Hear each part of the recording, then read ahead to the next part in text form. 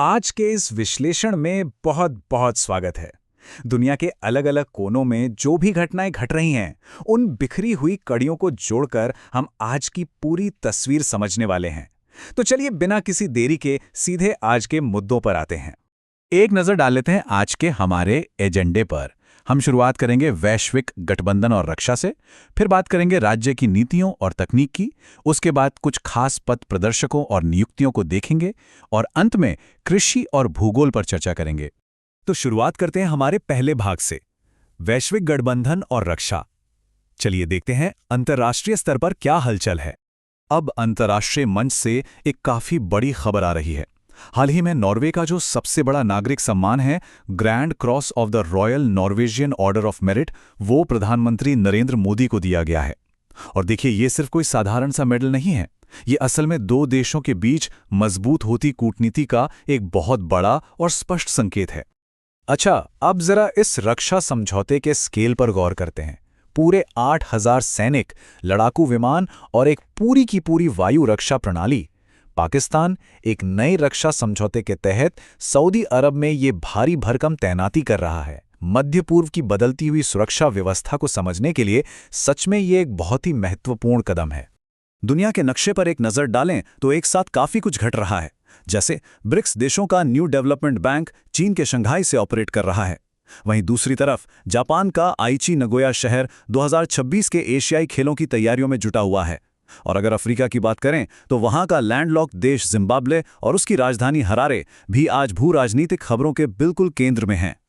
चलिए अब आगे बढ़ते हैं अपने दूसरे भाग की तरफ, जहां हम राज्य की नीतियों और तकनीक में हो रहे कुछ बेहतरीन घरेलू नवाचारों को समझेंगे। अब अगर हम अपने ही देश के अलग अलग राज्यों को देखें तो सच में गजब का काम हो रहा है। पश्चिम बंगाल में महिलाओं को अन्नपूर्णा भंडार योजना के तहत हर महीने 3,000 रुपए की आर्थिक मदद दी जा रही है। वहीं हरियाणा ने पर्यावरण को लेकर एक बहुत ही सख्त कदम उठाया है। 1 जनवरी 2026 से वहां एनसीआर में कैब और डिलीवरी सेवाओं के लिए सिर्फ और सिर्फ ग्रीन व्हीकल्स ही चलेंगे। क्या बात है। उधर केरल को देखें तो उन्होंने बुजुर्गों की देखभाल के लिए देश का पहला बिल्कुल अलग विभाग ही बना दिया है। और तेलंगाना का मल्लाराम गांव तो डिजिटल कृषि के मामले में पूरे देश में नंबर 1 बन गया है। मतलब हर क्षेत्र में विकास हो रहा है। ऊर्जा क्षेत्र की बात करें तो एलपीजी के महंगे आयात से बचने के लिए भारत को एक बहुत ही शानदार स्वदेशी समाधान मिल गया है। पुणे की सीएसआईआर और नेशनल केमिकल लेबोरेटरी ने एक नई गैस विकसित की है जिसे डाई मिथाइल ईथर या डीएमई गैस कहते हैं। ये एक बेहद सस्ता और बेहतरीन विकल्प है जो ऊर्जा के मामले में हमारी आत्मनिर्भरता को सच में एक नई उड़ान देने वाला है। ये तो एक बहुत बड़ा गेम चेंजर साबित हो सकता है। अब आते हैं हमारे तीसरे भाग पर, यानी पथ प्रदर्शक और नियुक्तियां। यहां हम कुछ ऐसी ऐतिहासिक उपलब्धियों की बात करेंगे जो इतिहास रच रही हैं। अब इन असाधारण उपलब्धियों पर एक नजर डालिए।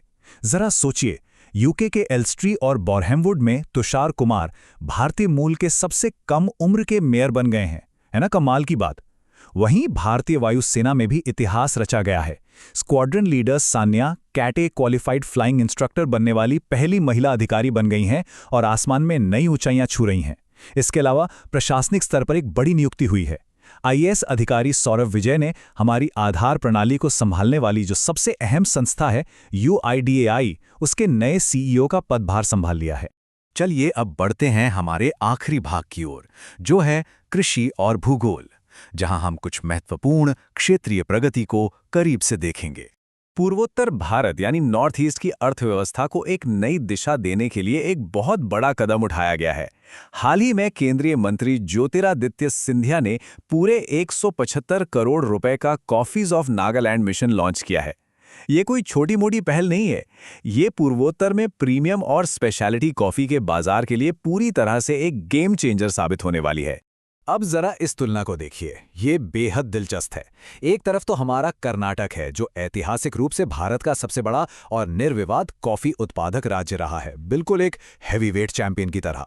और अब दूसरी तरफ नागालैंड खड़ा हो रहा है जो अपने 175 करोड़ रुपए के इस नए मिशन के साथ कॉफी की दुनिया में बिल्कुल एक नए मोर्चे के रूप में उभर रहा है। ये देखना वाकई में बहुत अद्भुत है कि कैसे पारंपरिक भौगोलिक शक्तियां नए इनोवेशन के साथ इस विकास की दौड़ में अपनी जगह बना रही हैं। खैर, अब एक थोड़ी दुखद खबर की ओर रुख करते हैं। मई 2026 में उत्तराखंड के पूर्व मुख्यमंत्री मेजर जनरल सेवानिवृत्त भुवन चंद्र खंडूरी जी का निधन हो गया। सेना की वर्दी पहनने से लेकर राजनीति के सर्वोच्च शिखर तक पहुंचने का उनका जो सफर था, उनका वो पूरा का पूरा जीवन सिर्फ और सिर्फ देश सेवा को समर्पित रहा। अगर हम थोड़ा समय के पन्नों को पीछे पलटें तो हमें याद आएगा कि 9 नवंबर 2000 को उत्तराखंड राज्य का विधिवत गठन हुआ था और अब मई 2026 में उस राज्य के एक प्रमुख संस्थापक नेता का यूं चले जाना वाकई में राज्य के इतिहास में एक पूरे युग के अंत को दर्शाता है। अच्छा, मई-जून 2026 का यह समय कूटनीतिक रूप से बेहद खास होने वाला है। क्यों? क्योंकि नई दिल्ली का भारत मंडपम वैश्विक कूटनीति का एक बहुत बड़ा केंद्र बनने जा रहा है। यहाँ international big cat alliance summit और इंडिया अफ्रीका फोरम समिट दोनों का एक साथ आयोजन होने वाला है। ये भारत के लिए एक बहुत बड़ा पल है। और वैसे भी नई दिल्ली सिर्फ राजनीति का ही गढ़ नहीं है, बल्कि स्वास्थ्य और विज्ञान के क्षेत्र में भी ये सबसे आगे है। देखिए, इन बड़े सम्मेलनों की मेज़बानी के साथ साथ यहाँ नेशनल वन हेल्थ मिशन की वैज्ञानिक संचालन समिति की 5वीं बैठक भी हो रही है। और जैसा कि हम जानते ही हैं, देश की सबसे बड़ी चिकित्सा अनुसंधान संस्था यानी ICMR का मुख्यालय भी यहीं स्थित है। मतलब पर्यावरण से लेकर स्वास्थ्य तक सब कुछ यहीं आपस में जुड़ रहा है। तो अंत में सोचने वाली बात यह है, हरियाणा में प्रदूषण से लड़ने के लिए ग्रीन व्हीकल्स लाने से लेकर अंतर्राष्ट्रीय सीमाओं पर होने वाले बड़े बड़े रक्षा समझौतों तक, ये सभी घटनाएं पहली नज़र में हमें बिल्कुल अलग अलग लग सकती हैं। लेकिन बड़ा सवाल ये है कि आपस में जुड़े हुए घटनाक्रम हमारे आने वाले कल की सामूहिक चुनौतियों को समझने में हमारी कैसे मदद कर रहे हैं। हमें इन बिखरी हुई कड़ियों को हमेशा जोड़ते रहना चाहिए, क्योंकि दैनिक घटनाओं को इस व्यापक नज़रिए से देखना ही तो असली ज्ञान है। आज के इस विश्लेषण में बस इतना ही। अगले विश्लेषण में कुछ नई कड़ियों को जोड़ने के लिए फिर मुलाकात होगी।